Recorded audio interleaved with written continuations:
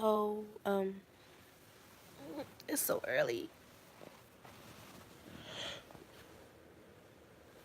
I haven't even got out of bed yet to do anything. I just,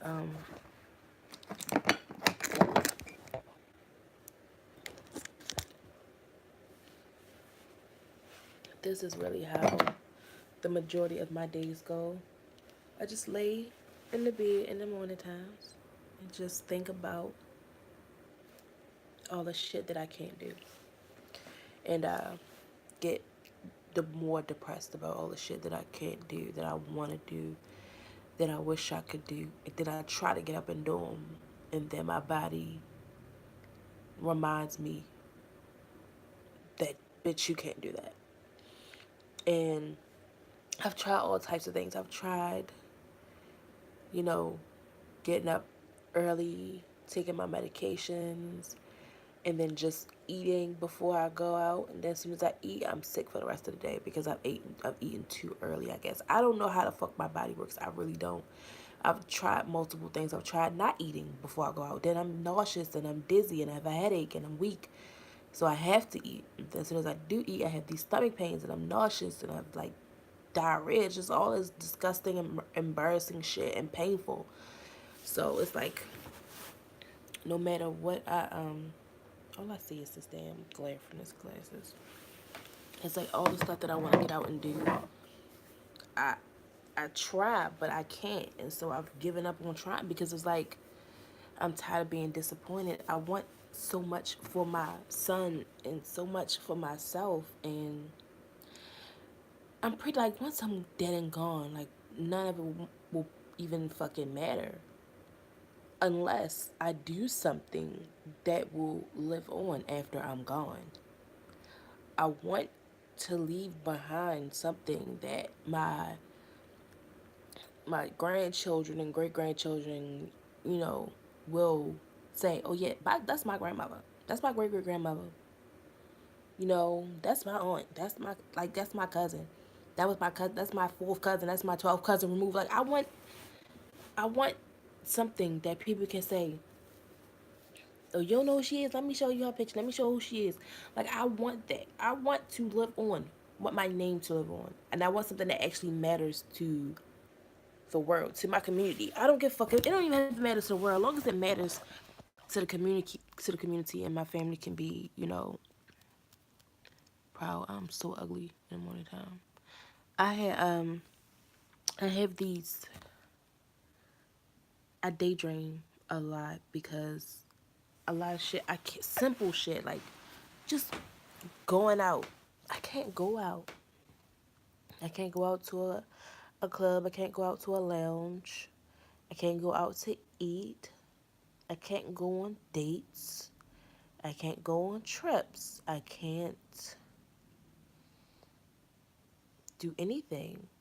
And it's so depressing and frustrating because I have all this energy, all this want, and I can't fulfill it and I can't use it. It's like I'm so I have such a I'll do anything personality. Like I'll try anything once. I'll do anything once. I'm so like, well, come on, let's go. Let's go. I don't do roller coasters. I'm not fucking with those. I don't fuck with the man-made machines. Now, I'll do anything else. I'll go I'll go skinny dipping. I will go in you like, all right, come on, Tasha, let's go on a road trip. Let's go. Tasha, let's go. Let's just get on. Let's just go to the airport, buy a plane ticket to any place. We don't even know where we're going. Let's go. Tasha, I will do, and besides fucking heights, I ain't fucking with no heights. I'm not doing it. I will skydive. I will bungee jump. I will do some shit like that though. But I'm just saying, like, I will do all of that. But I physically, my body will not let me. And it's so fucking frustrating. And I'm like, and not only that, it's taking so much from me. It's taking the ability for me to find love, for me to be able to date. It's taking the ability for me to be able to extend my family. I can have children. I can have children. But in order to have a child, you have to have a man or money to buy the sperm. And because I've lost my job, I can't even buy the sperm. And if I did buy it, I'll still always be sick, so I wouldn't even have time to spend with the fucking child. So that pisses me off too. It's like I want to go. This is the first summer in a long time that I have not done anything. I have not done anything this whole year. I have not went one place out of state, out of any. I have never been out of country, and I went and I got my passport, and I'm supposed to go out of country, and I was unable to do that because I was so sick this year. I've been to Kaiser Permanente emergency room multiple times. I've been to gastrologist a couple times and had fucking tubes in my ass and down my throat a couple times. Ultrasounds and X-rays, blood work out their ass. I've done all of that, but I have not been able. The highlight of my year. Now the year's not over. God knows He may bless me with the healing that I need. I don't know. The year's not over yet. But the highlight of my year is a 2 month fling that I had with a child. Now, don't get me wrong, it was fun and it made me feel pretty again. It made me feel young again. It made me feel butterflies in my stomach. It made me feel like I was normal. But then the pain started to get worse and I didn't want to be around nobody. I didn't want to deal with anybody. And I caught myself catching feelings for this person even though I knew it would not work out. And so I just had to distance myself because it's not right for me to tease myself. But I'm just so over living life and not being able to live it. I'm alive, but I'm not living. That's the most annoying thing.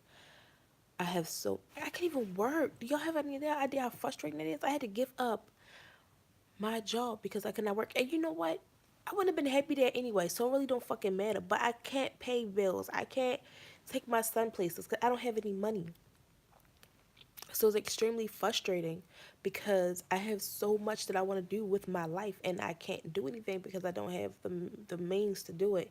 And money's not going to drop off the sky. And, you know, there are no real jobs that you can do from home. Like literally, I've been online. If you have to pay to work, that's not a real job, okay? And I keep telling myself, okay, so when tax season comes around, yes, I'm one of those damn broke poor people that look forward to tax season because I actually get a refund. I get like a $5,000 to $6,000 refund, depending, whatever. So when I get my refund back, I'm thinking, okay, I can just invest in a business instead of, buying a whole bunch of clothes and hair and well, usually tax season, I just basically catch up on all my bills and then I go buy my son winter clothes and take him somewhere like to a hotel with a pool because he loves pools and, stuff like that. This is, but I am getting my hair done. Look at this shit. My fucking, can't even see it, but definitely get my hair done. But I'm just saying, like, I, okay, I'm like, what kind of business can I invest in? So today, I'm going to be calling around and saying what kind of business can I do on my own and what I will need. And I will try to meet that goal because I need to work. But if I work for myself, it'd be totally different. It'd be completely different because I'm working for myself, and all I gotta do is like gotta find a location, have reasonable rent, make up flyers, do all the advertising. But of course, you gotta do licensing first. So I'm gonna call and find out everything I need to do and do it. And I'm just so hoping that this works out. I'm tired of crying every day. I'm tired of being sad every day. I'm tired of praying for death every day. I'm tired of being alive and not being able to live. I'm tired of being in my house, being in my room. I'm tired of saying everything that I need to do and want to do and not being able to do it. Like depression is so annoying. When you have depression along with anxiety and an actual physical painful condition that people think it's a joke, it is so fucking it just makes you just want to sleep all day, and that's all I want to do is sleep all day. And I sit, I literally sit in my room and watch the Kardashians. I watch Charmed. I watch The Conners. I watch old repeats of Moesha, Good Times, 101, Girlfriends. I watch all these shows, and Girlfriends is the one that gets me. The Kardashians and Girlfriends, because they're women. They're women who get up and they work. I don't give a fuck what nobody say about the Kardashians. You try doing a fucking photo shoot for fucking 16 hours a day, having to stay up, having to have this perky ass energy and be smiling and sexy and all this other stuff, and you got diarrhea, or you know got cramps, or your boyfriend just left your ass and you got to that ass snack with a tampon up your ass. You try. I mean, you. I would not want to do the work that they do. I wouldn't. But I'm just saying, these beautiful women who are able to provide for themselves, go out, enjoy life. You know, they can get up in the morning, eat a fucking breakfast bar, and not be sick for fucking majority of the day. If I get up in the morning and eat a fucking breakfast bar, my ass is gonna be sick. If I get up in the morning and eat anything, I'm being sick. Do you know how annoying that is to get up in the morning and not being able to eat when you're fucking starving? You have to take all these medications first, and then that still doesn't guarantee that your stomach won't hurt. And then it's like, once you eat, you need time to let your stomach process it. I have good days. Don't get me wrong, I have good days, but those days are just teases because when I have those good days, I make all these plans and I'm doing all this stuff, and then bam, reality kicks in. Bitch, you're not healthy. What are you doing? And I'm trying to just see the good, like maybe I'm just telling myself this is a lesson. This is a lesson. You're gonna get through it. God is gonna heal you. You're gonna get through it. But how am I gonna get through it? Like, the last 3 years of my life have been horrible. And I'm guessing it's teaching me something. I don't know. It's like so much is going on in my life right now. And then I'm like sitting here missing people who don't give a fuck about whether I live or die. Don't hurt my stomach. Of course I'm starving. I'm always hungry, but I'm not eating anything. I can't. I have like I like my son's father. We were together for so long. Like, we were engaged twice. We were supposed to get married. We were supposed to have more children. But he just would not get his shit together. He wanted so much from me, but he did not want to give anything. He did not want to stop drinking. He tried. I will not say he did not try. He definitely tried, but he just did not want to give up the other life, the street life. That we live in Baltimore City, so he did not want to give up that life, that hood life, and that's what he chose over his family, that hood life. And of course, he gets some times where he gets tired of it and he want to come back to me and say, well, give me another chance. No, because that's the life that you want. That's the life that you chose. If you don't want that life, then this what you get the fuck out of it. And that hurt that I had to let him go because I was so comfortable with him. And he understood my stomach problems and he didn't, you know, judge me because of it. He didn't look at me like I was disgusting because sometimes I have diarrhea for days at a time. He didn't look at me like, ew, bitch, that's disgusting. He still wanted me. He still wanted to fuck me. He didn't care. He still wanted to rub my stomach and help. You know, he didn't care that I was sick. A lot of guys, they will care.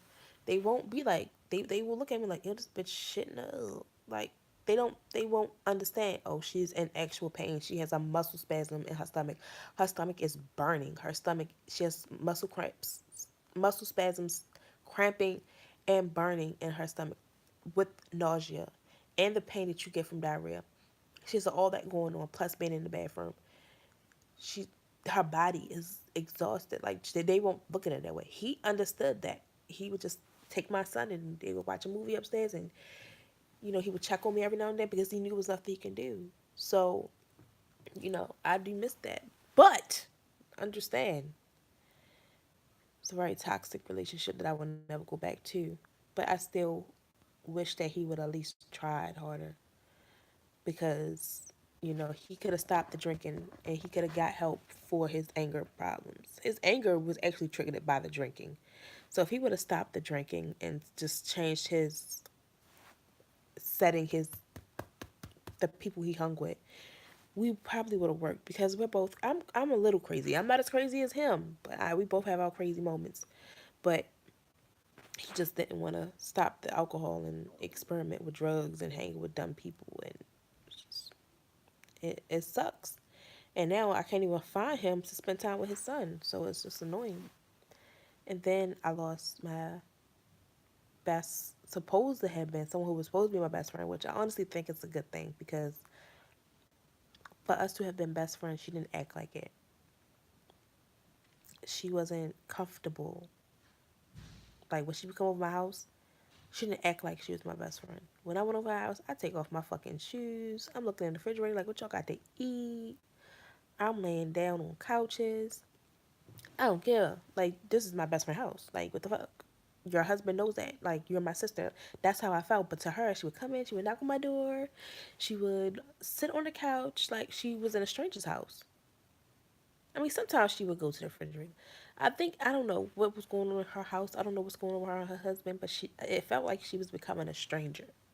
The longer she got married, the more I became a stranger to her. And not only that, it was just our communication sucked. To be friends with somebody, you have to be able to communicate. You should not be afraid to tell your best friend this, or this. And what really fucked up our relationship is after when my dad died, she just was not there. And I forgave her because I tried to understand where she was coming from because she never experienced death. She didn't understand me and my dad's relationship. So even though she didn't understand it, she still should have been there. But I forgave her because she did not understand how to be there. She didn't know how I was feeling. And one of our friends lost their mother, and she didn't want to talk about it. She didn't really want to discuss it. She didn't want pity or anything like that. And she was just like, I don't, she's like, I'm saying whatever, but it's like she didn't want to talk about it. So I guess she felt like that was going to be the same way. Everybody experienced death differently. And I was actually extremely close to my dad. So she didn't understand that, I guess, because she wasn't really around that much. So, but then she wasn't there when my grandmother died either. So, um, I don't know. She just wasn't there. And I forgave her for that. And then once I got sick and I started having the suicidal thoughts and cravings to die, like I really just did not want to be here because I was in pain all the time. If you go back and look at my videos, you can see my journey from I'm trying to build myself back up. I really am. And I'm trying not to give up on life, but it's really hard. I have setbacks and everything, but I'm trying my best. But she just was not there. And it seemed like once I got sick and my birthday came around, the month before my birthday, and I was planning on what I was doing, she just did not get it. I told her that I was on suicide watch. I told her that I was sick and losing weight and unable to eat. And I guess she thought that I don't know, she thought I was getting better. I don't know. She never checked on me to find out. But when I told her for my birthday, I just wanted to chill and do like relaxing stuff, spa treatments. I'm not gonna be out partying all night. Like, maybe do a little bit gambling. Just like, I did want to do a, a booze cruise, but I wasn't going to drink. I just wanted to get on a boat. But she just did not understand. She's like, I'm a 30-year-old woman. I don't need no curfew. If you don't have a curfew, I'm just telling you what I'm not going to do. I'm not going to be up all night. And then I could see myself trying to make my trip good for her. And that's when I was like, fuck no, I'm not doing it. So I stopped and I just said, I'm not doing it. And I didn't speak to her ever since then because she literally, and let me tell you, I did not say anything smart or disrespectful to her. The last conversation we had was she asked me if I was coming to her house to decorate eggs, and I told her I had to take my son's sister home. And then I haven't talked to her since. We didn't talk, we didn't speak, nothing. And it was like she just stopped fuck with me because I was boring. I've always been like boring because I've always had IBS, but I still went out to clubs. I still drank shots and all that stuff, but I just wasn't down to do that shit, all the time.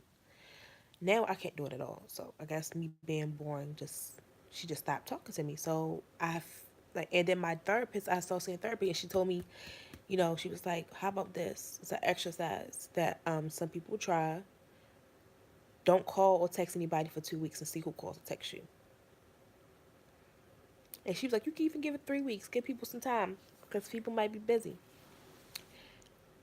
It's been, let me see, it's been 7 months. Not a call or a text. And I'm not forcing nobody to be in my life. But when you lose someone who you when you lose somebody who you look at as a sister, as family, and y'all have been through everything, y'all been pregnancy together, y'all have been through relationships together. I was her maid of honor, like everything. And then all of a sudden we just out of each other's life because whatever. I don't know. I'm boring to her. I don't. Well, I mean, it is what it is. I understand that having her out of my life, having him out of my life, is making way for other people. But I can't meet those other people because my ass can't even leave the house. Now, I have made really good friends from my last job, at least one. Um, she is such a sweetheart. And when I was sick, they were the only people to come to check on me to make sure I was okay. They came to my house, they ordered food, and they just came and sat on my couch and just talked with me because they knew I couldn't go out, and that they will never know what the fuck that meant to me. Like, never will they understand what that meant to me because I've never had anybody just come spend time with me knowing that I can't leave my house. I look like a dude. And then, like, you know she would invite me over her house, and she would try to make stuff that she think I could eat, like corn on the cob and shrimp, like healthy stuff. Cause I can eat corn on the cob, I can eat shrimp, and she would always have like seafood because she know I can have seafood. She was like, she's just very cautious of what I can eat. She would never have anything with dairy. She would always have ginger ale because she never get nauseous or water. And it was always like, okay, if you get sick, you get sick. You can't control it. I will never be mad at you, and that's something that I never had from friends before. So yeah, it's just, but I can't do anything, and it pisses me off. I can't work because I'm not reliable. I can't work because I'm not reliable. I can't go out because I never know what's gonna happen. I can't find love again because I live in fucking Baltimore City. I'm sorry. That, I don't know. Maybe I'm just because I'm always in the house. There are no men out here in Maryland. It don't have to be in Baltimore County, Essex, fucking Towson. I don't care. Ellicott City. These men just are not. I guess they're not attracted to me. I don't know. But I've seen women look worse than me and be in full blown relationships. So I try not to think about looks, but they just don't seem to be wanting to come my way to even try to get to know me. But I still have the health issue to tell them about because I tell people up front, and I don't mean up front, like after like a couple conversations, I let people know. After they fall in love with me, I let them know. So I give them about 2 or 3 conversations, and then I let them know, you know, I have this stomach condition, I have this stomach problem, and then I have another issue that I will not discuss on here. I'm not sure, I probably already did. I don't know. But I have another issue that is like sometimes a deal breaker for guys. And I completely understand, and I do not get mad at all. I just say, okay, we can just be friends. There's no problem with me. I have no problem being friends with a guy. Because I need male friends so I can know what the fuck, males think. I have no problem being friends with a guy. If shit don't work out, I have no problem. But yeah, it's just frustrating because I have so many things, so many issues that I have to tell guys about, and some are a deal breaker. And it's frustrating because I'm tired of being, I don't know, just tired of being sad all the time. I'm tired of being depressed. I'm tired of being angry. I'm tired of being sick. All I want to do is live this life, and I'm not living it. I'm just sitting in my room crying all day and trying to sleep my life away. And then I would hate to get up one day and try to, really be able to do what I need to do and then die. And to know I didn't waste my whole life.